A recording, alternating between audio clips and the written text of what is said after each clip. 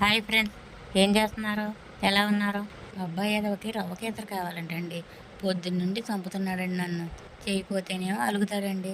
చేసేదేముంది, చేద్దాం రండి. ముందుగా కళాయి పొయ్యి మీద పెట్టి 2 చెంచాలు నెయ్యి వేసుకోవాలి. నెయ్యి కరిగిన తర్వాత పావు కేజీ బొంబాయి రవ్వ దాంట్లో వేసుకుని వేపుకోవాలి. మొత్తం అంతా శుభ్రంగా కలుపుకోవాలి నిదానంగా. ఒక 10 నిమిషాలు అలాగే కలుపుకుంటా వేపుకుంటా ఉండాలి.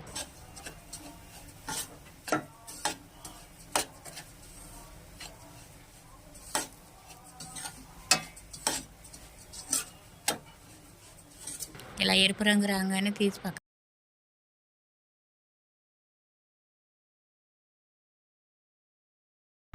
మళ్ళీ పొయ్యి మీద గిన్నె పెట్టుకుని అద్దసేరు నీళ్ళు పోసుకోవాలి. 1కి 2 చొప్పున నీళ్ళు పోసుకోవాలి.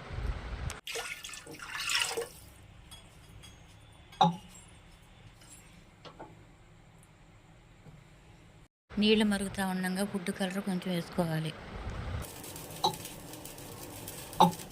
నీళ్లు మరిగిన తర్వాత పావు కేజీ రవ్వకి పావు కేజీ పంచదార వేసుకోవాలి.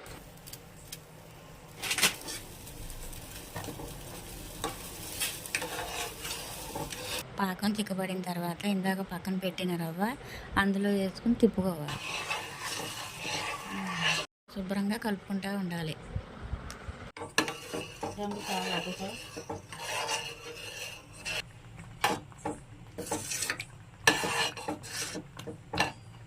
పాకం చిక్కబడిన తర్వాత 4 యాలకులు చితక్కొట్టుకుని వేసుకోవాలి. అందులో